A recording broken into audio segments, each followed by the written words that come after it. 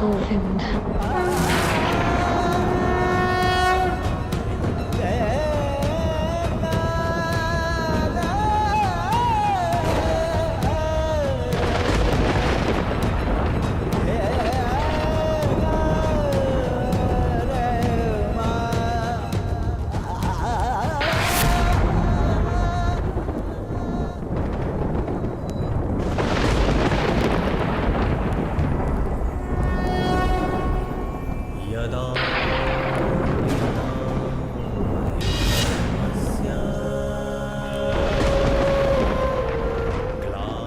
इस चीर के हर धागे का ऋण 100 गुना करके चुकाएगा तुम्हारा ये सखा।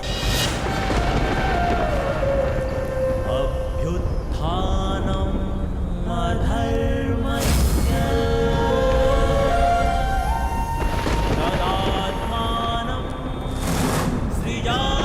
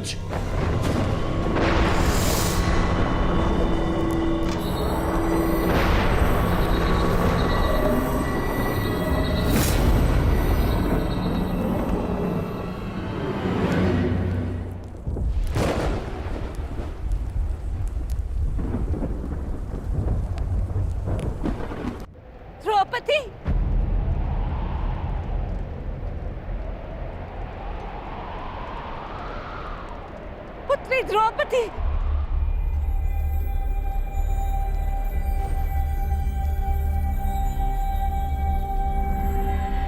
ये क्या अनर्थ हो रहा है सभा में?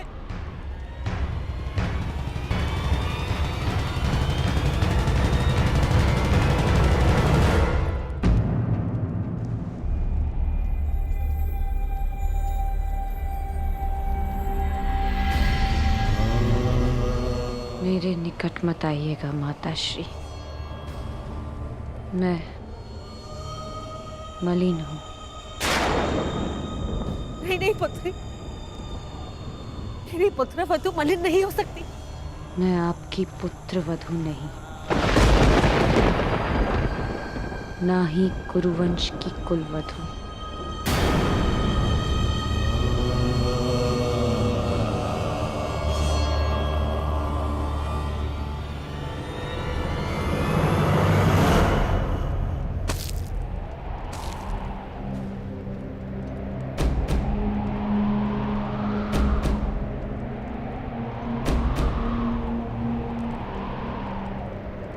और ना ही आपके पुत्रों की पत्नी।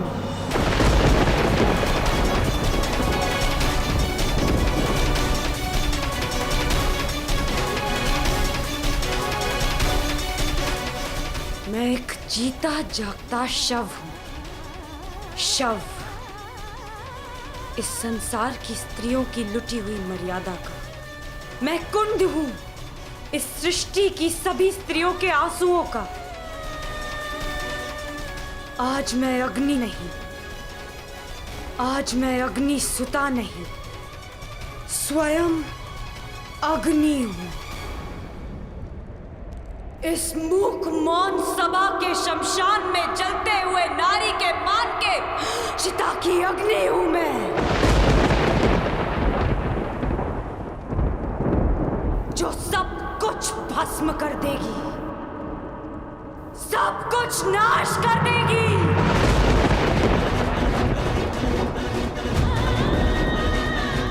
मैं जीव नहीं,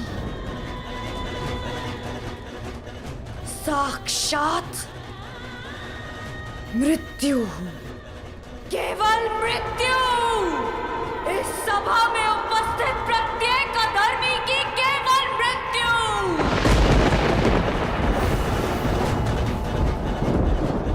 जो इस नग्न सभा में विनाश का नग्न नृत्य करेगी, जो सभा मेरा अपमान देखकर मौन रही, वो सदा के लिए मौन रह जाएगी। मुझसे हरण किए गए वस्त्र इस सभा में सभी के शव वस्त्र बनेंगे। जिसने मेरे अपमान पर अट्टहास किया, उन सबकी मृत्यु पर ऐसा विलाप होगा कि संसार युगों तक स्मरण रखेगा।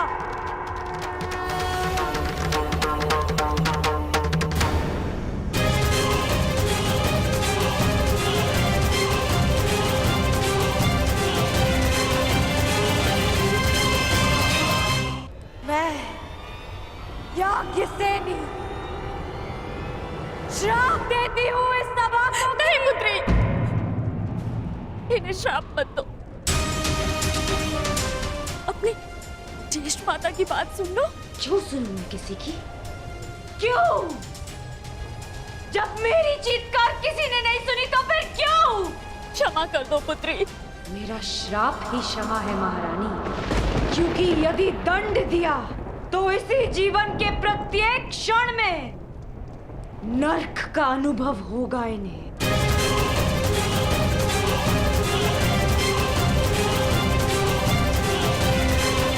ठीक कहा पुत्री पांचाली।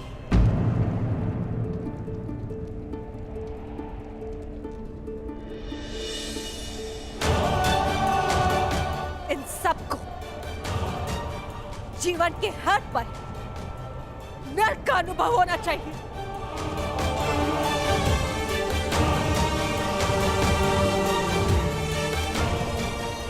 हस्तिनापुर के रक्षकों के मध्य हस्तिनापुर के आचार्यों के रहते, संसार के सबसे बड़ी नीतिवानों के मध्य यह नट कैसे हुआ?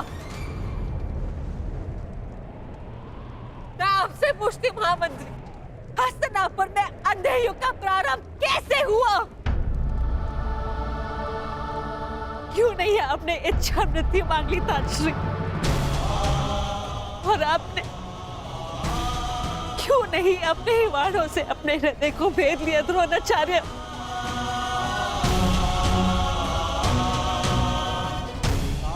आज तुम्हारे मौन रहने के कारण देवताओं पर से विश्वास उठ चुका है मेरा। कैसे होने दिया ये अपना?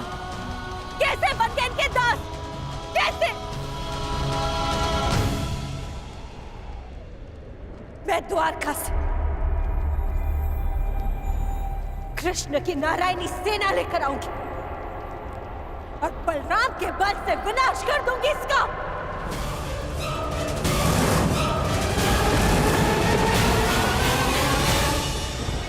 सुन रहे हैं आप महाराज? सुनाई तो दे रही है ना आपको?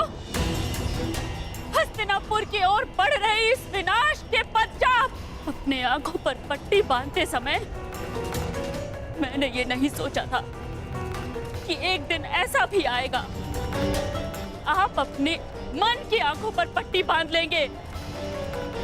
अगर थोड़ी सी भी लज्जा शेष है आप में तो कुछ कीजिए, इस ज्वालामुखी को फटने से रोक लीजिए महाराज। आज निश्चित रूप से ही हस्तिनापुर लज्जित हुआ है। पांचाली पुत्री, मैं तुम्हें वर देता हूं, तुम जो चाहोगी वैसा ही होगा। क्या चाहती हो पुत्री? मांगो, मेरा वचन है तुम्हें। एक स्त्री के लिए उसका मान सबसे बड़ा होता है, और इस सभा में पहले उससे उसका सब कुछ छीन लिया और अब ये प्रस्ताव रख रहे हैं कि जो वर मांगोगी मांग लो। अब मैं मांगूंगी नहीं, दूंगी, श्राप दूंगी। मैं याज्ञसेनी इस गुरुकुल को श्राप देती हूँ कि क्षमा करो, मेरे मूर्ख पुत्रों को श्राप देकर उनका त्राण मत करो। तुम्हें जो चाहिए वो मांगो, परंतु श्राप मत दो। मुझसे जो छीना गया वो मुझे कोई नहीं लौटा सकता, परंतु इस अधर्मी खेल में मेरे पतियों से जो छीना गया वो उन्हें लौटा दीजिए।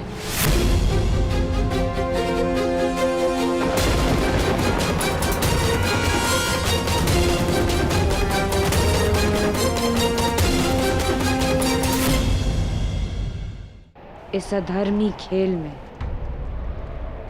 उनसे उनका बल छीना गया,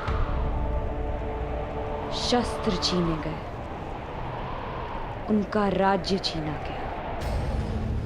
उन्हें उनका बल, उनका मान, उनके शस्त्र और उनका हारा हुआ राज्य लौटा दीजिए।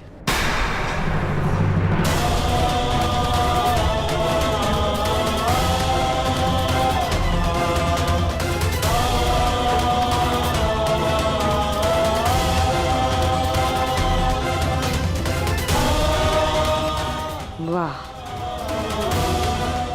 अब भी मौन है सब।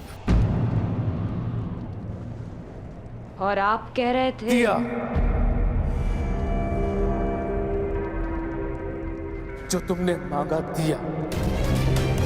पांडवों का राज्य, संपत्ति, शस्त्र और बल मैं सब लौटाता हूं।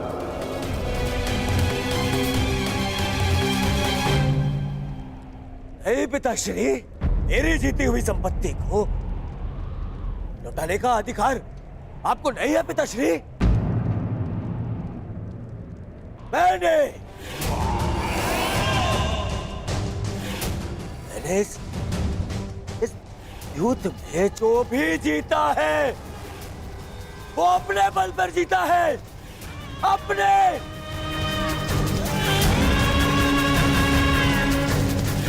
बिना छल के जीता है, बिना युधिष्ठिर को विवश किए जीता है, बिना धर्म किए जीता है। फिर क्यों मैं इसे लौटा दूं? क्यों? हाँ, आप बताइए महामंत्री, पितामह आप बताइए, आप सब बताइए, क्या इस युद्ध में कोई भी अधर्म हुआ है? कोई भी?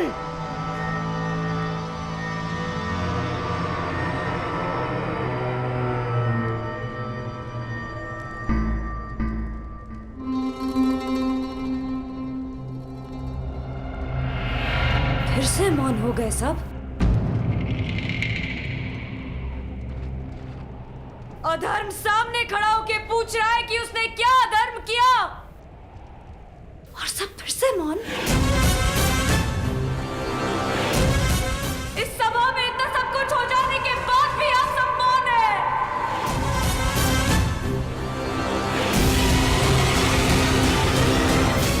रहिए मौन सब, रहिए मौन, परंतु इस अधर्मी दुर्योधन को उसके कुकर्मों का दंड अवश्य मिलेगा, और उससे पहले इस सभा में उपस्थित वो हर व्यक्ति जिसने मौन रहकर ये अधर्म होते हुए देखा, उन्हें उनके मौन रहने का दंड मिलेगा।